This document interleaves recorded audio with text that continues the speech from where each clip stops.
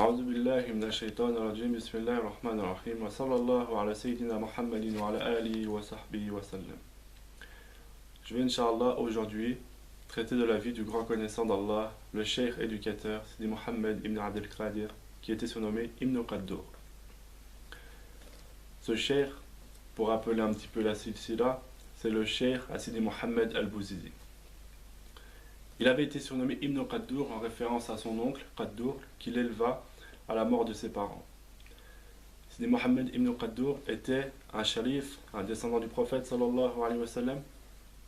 Il est aussi dans la lignée de notre cheikh, c'est-à-dire que c'est son ascendant tant du côté paternel que maternel. Concernant son enfance et sa vie, Sidi Mohammed Ibn Qaddour a été éduqué dans les sciences religieuses et il a appris à lire et à écrire tôt le Coran ainsi que de nombreuses sciences islamiques auprès du cheikh de son village. Un jour, il a appris que ce cheikh, il dispensait la science de l'astronomie aux autres étudiants. Il a voulu lui aussi y prendre part et son cheikh a refusé. Il lui a dit: toi tu es un shérif, j'ai pour toi une science qui est meilleure. Il lui a donc commandé de ramener sa planche avec laquelle il apprenait le Coran et il lui a écrit le ism Allah. Et le cheikh lui a dit de réciter ce nom 3 fois à chaque fois qu'il apprendrait le Coran. Sidi Mohammed ibn Qaddour a fait ce qui lui avait été demandé et il n'a pas recueilli les fruits de cet exercice.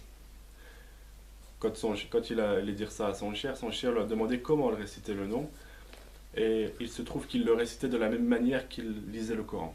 Son cheikh lui a donc appris à réciter le nom, à faire le dhikr avec le ism Allah. Et les résultats après cela ne se sont pas fait attendre.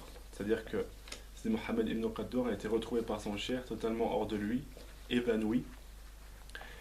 Et alors son cheikh a tout de suite compris et il a dit aux gens qui étaient aux alentours de dire à Sidi Mohammed ibn Qaddour à son réveil de voyager vers l'Orient. Voilà ses premiers pas dans la voie.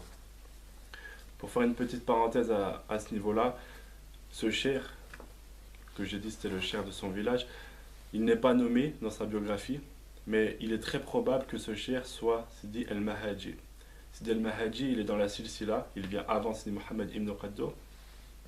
On n'a pas de récit précis nous racontant leur histoire, mais on sait de manière certaine que Sidi Mohammed ibn Qaddour a pris de lui. Est-ce que c'était à ce moment-là ou est-ce que ça a été après ? On ne peut pas savoir de manière certaine, mais il est très probable que ce cheikh ne soit personne d'autre que Sidi al-Mahaji, surtout quand on sait qu'il lui a transmis le ism, ce qui n'est pas possible chez tous les shuyukh, cela est connu dans le tasawwuf. Pour en revenir à Sidi Mohammed ibn Qaddour dans ce récit, au moment où il s'est réveillé, il a donc voyagé vers l'Orient, vers l'Algérie actuelle, jusqu'au village de Ralizan. Village qui est connu pour le nombre de Aouliya et de gens pieux qui y ont vécu. Là-bas, il a rencontré un homme qui lui a dit: n'eût été ton ancêtre, le prophète sallallahu alayhi wa sallam, je ne t'aurais adressé une parole. Je suis un homme stérile à comprendre en fait de Ma'rifa. Ce que tu cherches se trouve auprès de Sidi Mohammed ibn Abdel Qadir al-Basha, qui vit à l'ouest du village de Khouloub. Sidi Mohammed ibn Qaddour revint donc au Maroc et entra en contact avec le cheikh et il devient son disciple. Sidi Mohammed ibn Qaddour était un disciple très bienveillant avec son cheikh, à son service. Et d'ailleurs, on a un récit qui nous rapporte une anecdote. Un jour que Sidi Mohammed ibn Qaddour a entendu la servante de son cheikh, qui s'appelait donc Maoulay al-Basha, sa servante lui a dit: ô Sidi, je ne retrouve plus le plat dans lequel je fais cuire le pain d'habitude. Quand il a entendu ça, Sidi Mohammed ibn Qaddour, il a marché au village, jusqu'au marché du village de Al-Qali'a. Il a trouvé un nouveau plat, un plat qui à l'époque était lourd, c'est des plats en bois. Il s'est procuré ce plat et il est revenu jusque chez son cheikh. Quand il est arrivé devant la porte avec ce plat, son cheikh a été surpris. Il lui a dit: d'où viens-tu comme cela?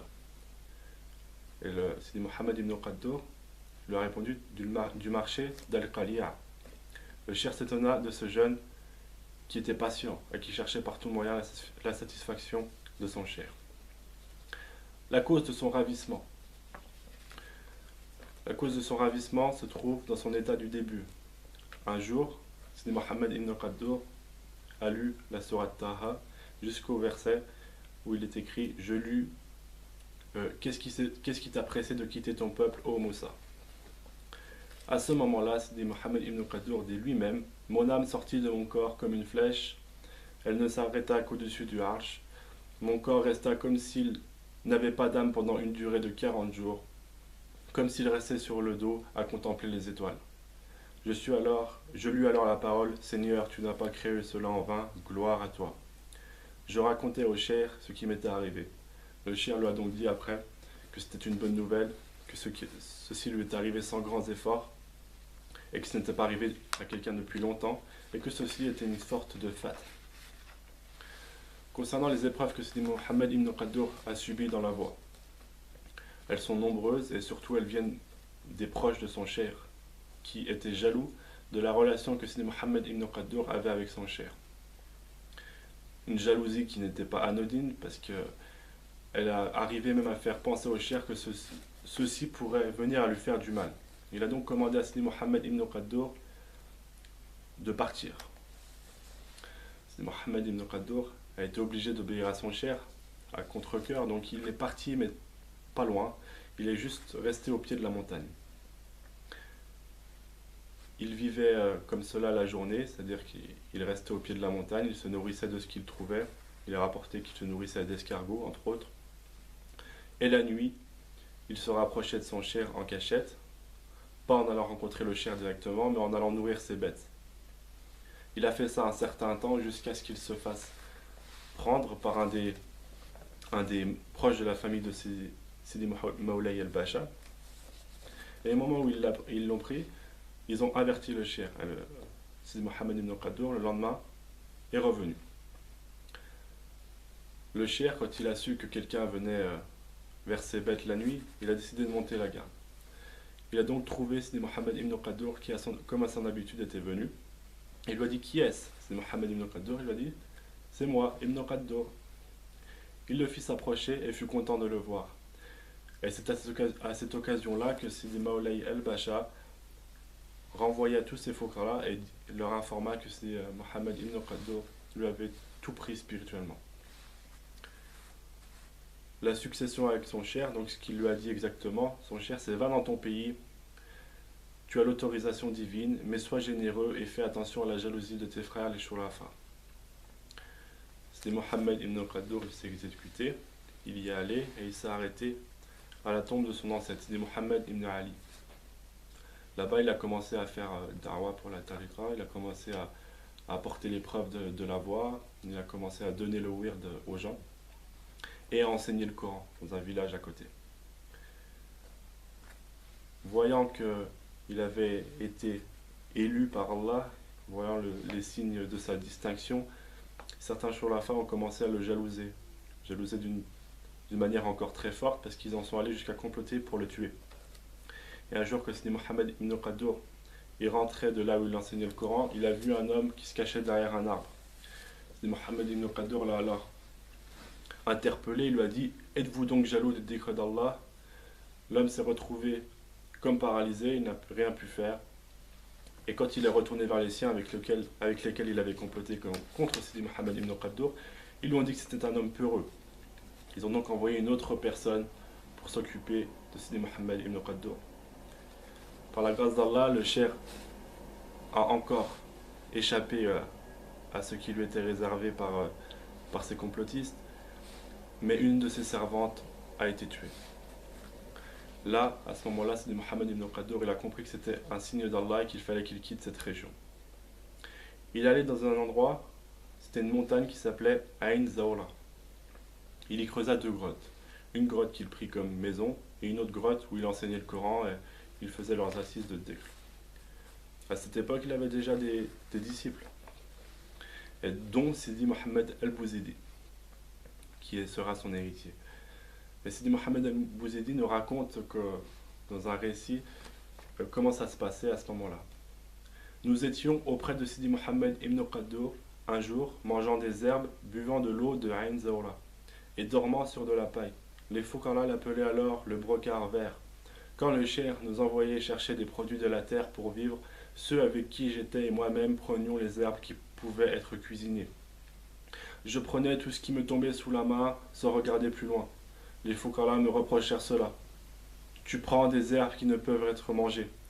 Et leur shir leur répondait, laissez Al-Bouzidi, c'est une chamelle d'Allah mangeant de la terre d'Allah. Nous sommes dans le repos et le contentement qu'elle n'avait pas trouvé. Repos et contentement qu'elle n'avait pas trouvé faisant référence à la chamelle de Sayyiduna Salih, comme nous l'enseigne le Coran, la chamelle qui a été tuée. Donc malgré cet état d'ascétisme, l'aura du Cheikh, sa renommée, s'étendait et des tribus se sont affiliées à lui et il a encore bougé jusqu'au mont Karkar. Le mont Karkar, qui a été sa destination définitive, il s'y installa et construisit sa zaouïa en 1844, soit en 1262 l'Hégire. Là-bas, il commença à appeler Allah, à transmettre le Ism al-Adam, à donner la Ma'rifa aux gens, et beaucoup de chouyours sont sortis de lui. Concernant sa voix et quelques-uns de ses caractères. La voix du Cheikh Mohammed Ibn Qaddour, c'était la voix du Ism al-Adam, une voix de secret, une voix de vision. Ce n'était pas une voix d'argumentation logique ou une voix de tabalouk. Sidi Mohammed Ibn Qaddour était un savant dans les deux mers, tant dans les sciences de la loi, la sharia, tant dans les sciences de la réalité spirituelle, la haqiqa. Il donnait beaucoup à ses disciples. Celui qui venait à lui, il lui transmettait très vite la ma'rifa et le faisait très vite atteindre le fana. Le fana, c'est l'extinction en Allah, jusqu'à ce qu'il ne reste rien de sa personne. Son comportement et ses états. Le cheikh ne donnait pas beaucoup de charge à ses mourides, c'est-à-dire qu'il ne les fatiguait pas, il ne les surchargeait pas par des actions qui seraient dénuées de sens. Il était longanime, il ne méprisait aucune nourriture. Le chien ne méprisait aucun musulman, il pensait du bien de toutes les créatures. Il attribuait la wilaya à tous ceux qui prétendaient chercher Allah. Et quand ces fouqara lui faisaient trop d'éloges, il leur répondait, nous ne sommes que des esclaves d'Allah et je suis l'un d'entre eux, ne refaites plus ça. Et quand il entendait qu'on lui attribuait le grade de cheikh, ce qui pourtant il était, il disait par Allah, j'ai honte de cette parole et je n'accepte pas ce grade. Il était patient dans l'obéissance à Allah. D'ailleurs, son disciple, Sidi Mohammed Ibn al-Mukhtar, il rapporte une fois qu'il priait derrière un imam pour la prière du Tarawih. L'imam a fini la lecture du Coran, c'est-à-dire qu'il a lu le Coran en entier. Et tous les fouqara se sont mis à s'asseoir. Ils n'ont pas pu tenir debout tout au long, sauf le cheikh Sidi Mohammed Ibn Qaddour qui lui est resté debout. Et il disait, ne patiente dans l'adoration que celui qui a goûté à la douceur des souffles spirituels. Il se balançait durant le dhikr et disait, celui qui ne se balance pas pendant le dhikr de l'aimer n'aime pas l'aimer en vrai. Il disait, étonnant celui qui fait le dhikr d'Allah alors que ce dhikr n'influence pas son cœur et que ses secrets ne lui apparaissent pas. Il n'a aucune part de ce qu'ont obtenu les hommes en termes de connaissance et d'approche du but. Gloire à celui qui donne à chaque cœur ce dont il s'occupe. Sidi Mohammed Ibn Qaddour avait la particularité aussi de beaucoup pleurer. Il pleurait beaucoup et il disait, celui dont les yeux ne pleurent pas a un cœur dur. Les larmes sont le signe de la crainte pieuse. Quant au fait de rester sans pleurer, cela dénote de la dureté du cœur. Celui qui ne pleure pas par crainte d'Allah, pleurait pour lui tout au long de sa vie. Parmi ces paroles, donc ces sagesses, je vais en citer quelques-unes, sont celles qui sont dans la sa biographie. Il disait, la privation auprès du généreux est une générosité. Il disait encore, une parole très profonde, la forteresse des connaissants et la sécurité des cheminants et le fait de rester dans l'adoration véritable pour laquelle nous avons été créés. Le but de l'adoration véritable est sa fin et l'évanouissement dans la grandeur de l'adoré.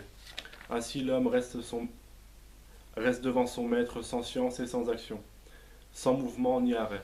Il se remplit complètement d'une intention forte. Il se libère du monde et chacune de ses actions est un secret. Ne le voit pas un ange pour l'écrire ou un shaitan pour le pervertir. Voilà la connaissance mise à l'écrit du grand cheikh Sidi Mohammed Ibn Qaddour. Il disait aussi, la reconnaissance véritable et sa complétude est de disparaître dans celui vers qui on est reconnaissant, et que tu saches que le don vient de lui et va vers lui. On voit que ces sagesses ramènent beaucoup à la notion de fana, d'extinction, comme je l'ai dit tout à l'heure. Concernant ses disciples, ils ont été nombreux.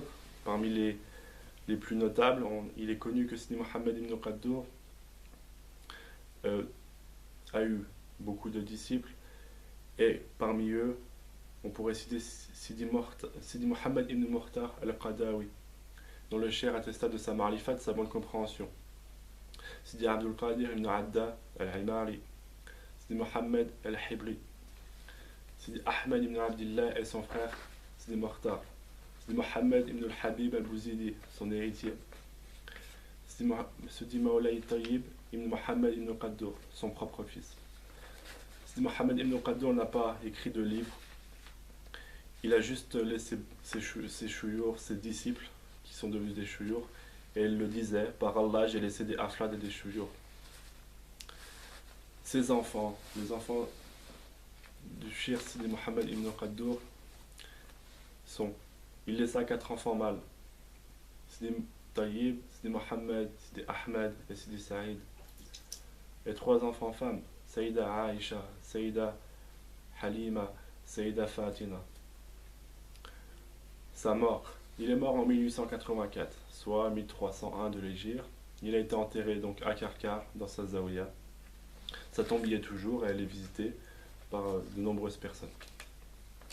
Qu'Allah lui fasse miséricorde et qu'Allah préserve son héritier et son descendant, Sidi Mohammed Fawzi al-Karkari. Subhana rabbika rabbil izzati amma yasifun wa salamun ala al-mursalin walhamdulillahi rabbil alamin.